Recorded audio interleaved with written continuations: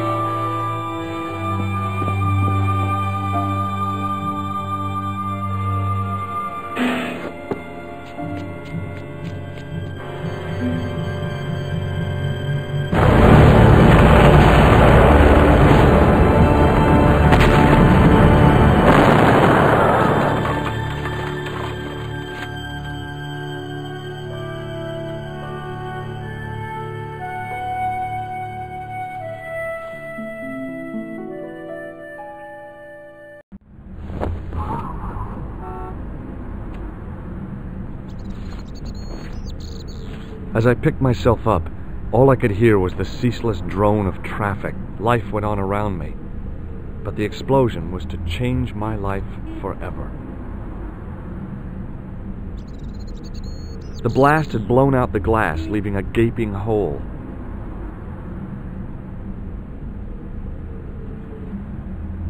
I examined the jagged glass remaining in the window. It was broken, all right.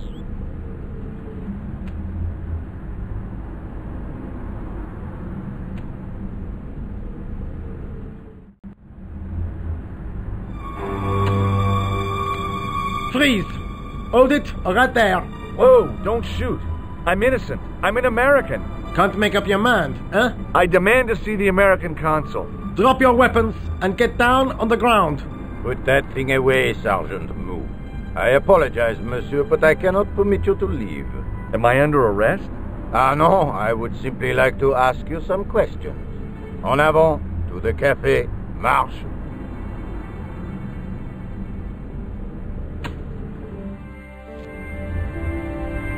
What a mess.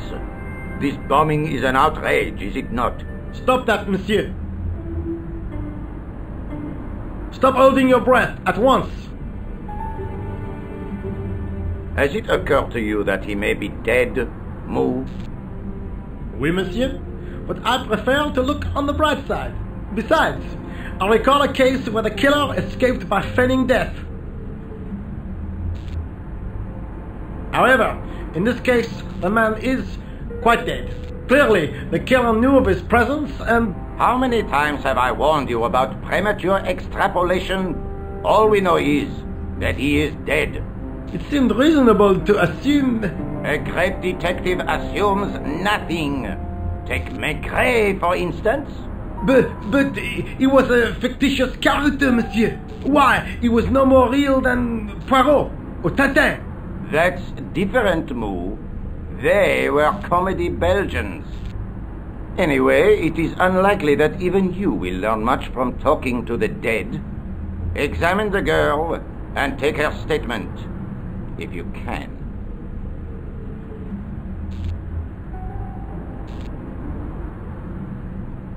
Et maintenant, to business.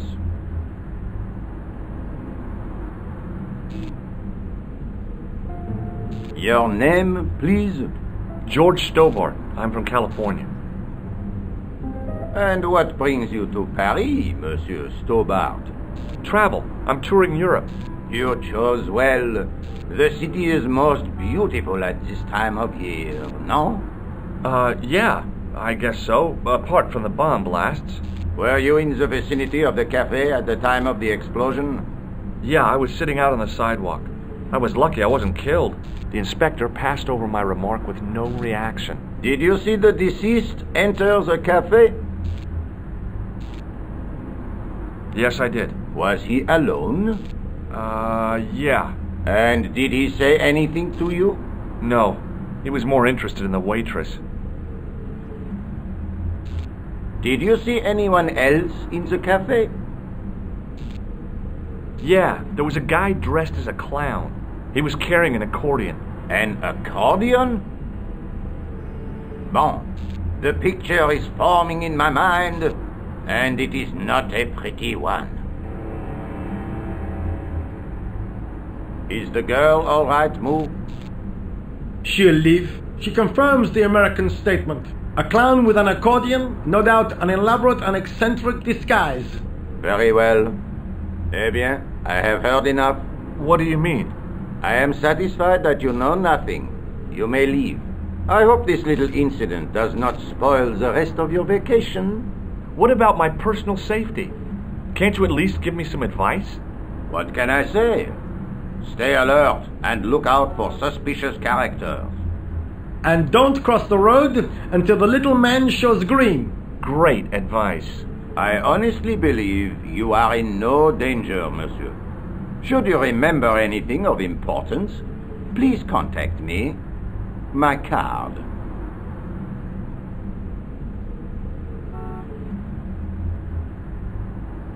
Thanks. That is all. You may go. There's not much to go on, monsieur. On the surface, no. But what lurks inside the subconscious? If the door can only be opened. Are you serious, monsieur? I thought your interest in psychic detection was purely academic. Academic? You are about to witness a scientific breakthrough.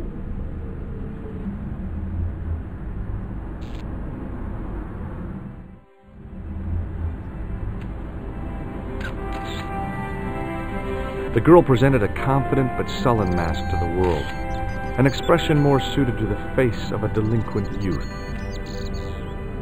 Excuse me, mademoiselle?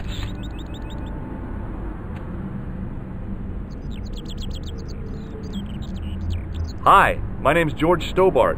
Oh, an American by the sound of it. Yeah, that's right, on holiday in Paris. Some holiday, huh? You were here when the bomb went off? Sure was. Sat right out front of the cafe. Did you notice a middle-aged man, maybe 60, with an hat and overcoat? I couldn't believe it. She hadn't even asked how I was feeling. Yeah, he went inside just before the bomb exploded. You weren't related to him, were you? Oh no, nothing like that. I am Nicole Collard from La Liberté. What's that, some kind of nightclub? No, it is a newspaper. You're a reporter? I'm a freelance photojournalist. Say, you can interview me about the bombing. You know, an eyewitness account. Minutes after the outrage that shook the whole of Paris. You know, real-life drama, human interest, that kind of stuff. I'll just stick to the facts, thank you. Did you see who planted the bomb? I know it sounds crazy, but he was dressed like a clown.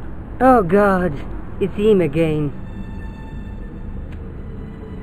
Have you met the clown before? It's a long story. I have plenty of time. I don't. Who's the guy you were supposed to meet? His name was Planter. I didn't know him, but he called me last night. He said he had a story which would interest me. He asked me to meet him at the cafe. I guess I'll never know what he wanted to tell me. Not unless you have Rosso's gift for psychic interrogation. Why won't you tell me about this clown? Why do you want to get involved? Because he almost killed me. Isn't that reason enough? I guess so. Listen, I'll give you my phone number. You help me with my story, and I'll let you in on what I know. And let's get one thing straight right now. This is strictly business. Okay, it's a deal. I have to go develop these pictures. À bientôt, monsieur. Fine, I'll, see you soon.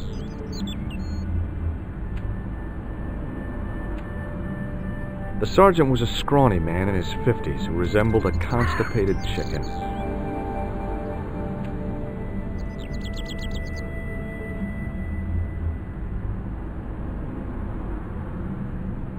Wrapped around the lamppost was a newspaper.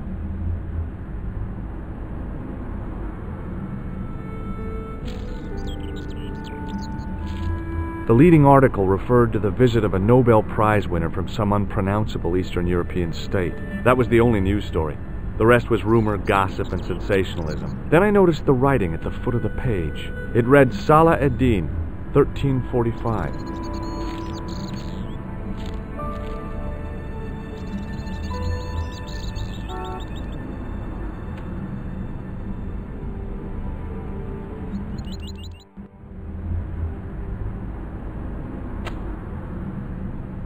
The muscular workman wore a morose expression, like a silent warning to leave him to get on with his job.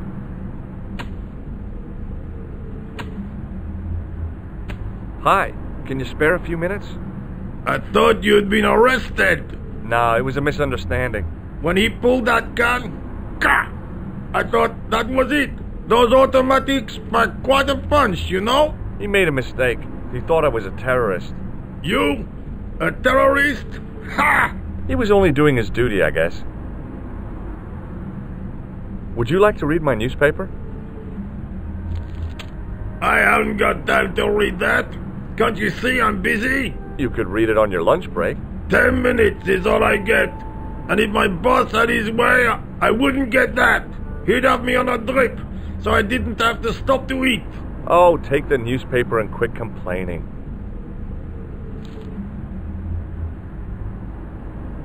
Bah! Look at this! Damn bleeding heart liberals! Tcha! Save the dolphins! Catch them and eat them, I say! All that fuss over a bunch of fish! Nah, that's more like it! Look at the size of those! Like champagne bottle corks, no? Ah, what's this? Salah-Eddin running in the Prix de l'Arc de Triomphe! It's a racehorse? A horse? A legend! Bucephalus reborn, mon ami! Like a streak of lightning she is!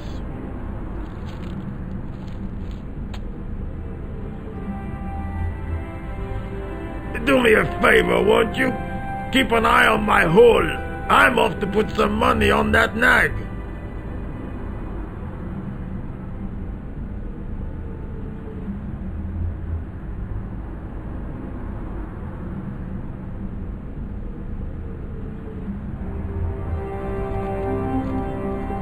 I found a T-shaped tool in the box. I didn't know what it was, but it looked useful.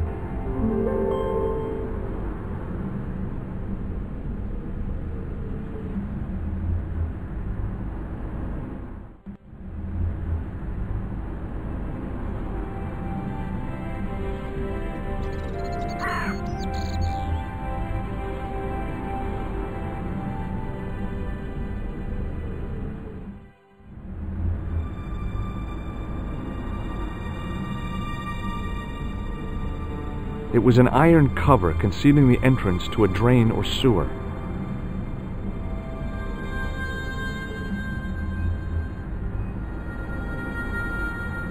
I tried to lift the cover with my fingers, but couldn't gain any leverage.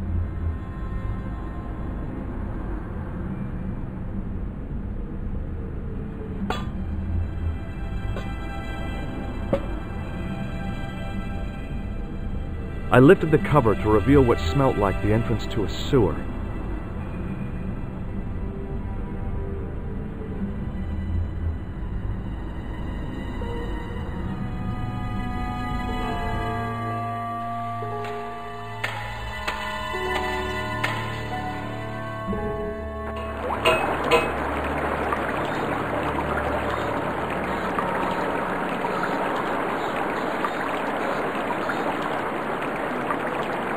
As I picked up the plastic ball, I realized it was intended to be worn. It was the clown's red nose.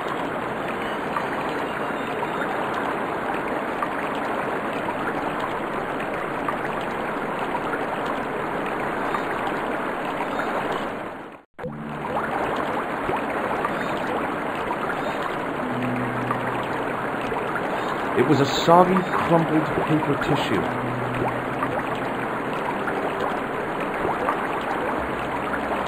I scooped up the soggy tissue. It was cold and greasy, like breakfast leftovers.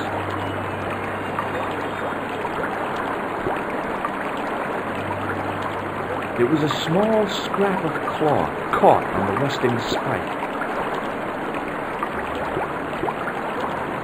I took hold of the scrap of material and unsnagged it from the spike.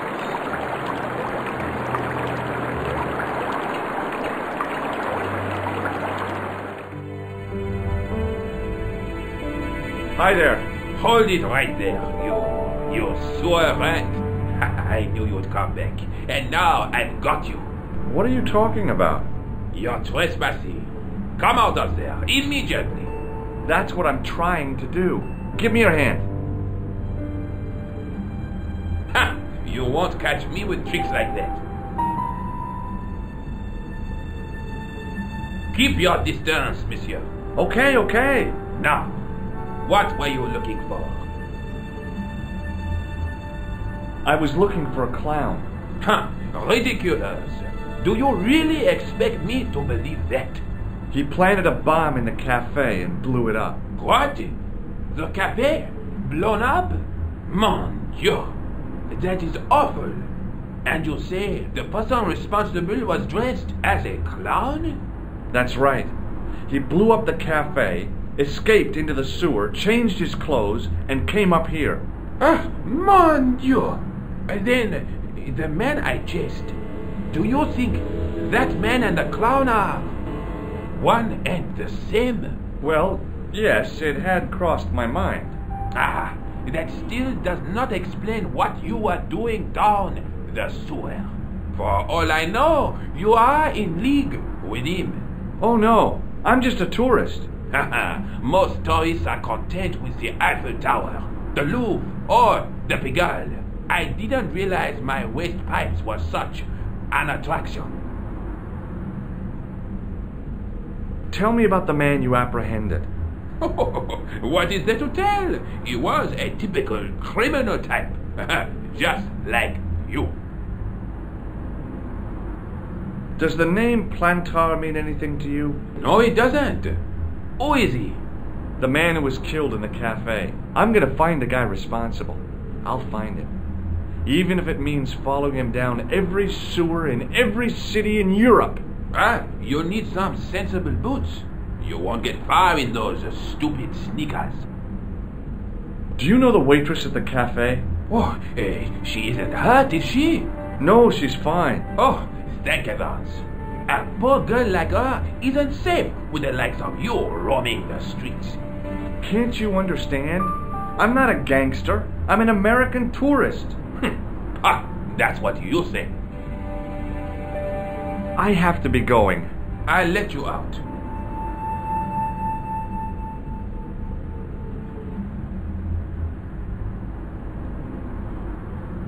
Thanks for your time. Go on, be off with you.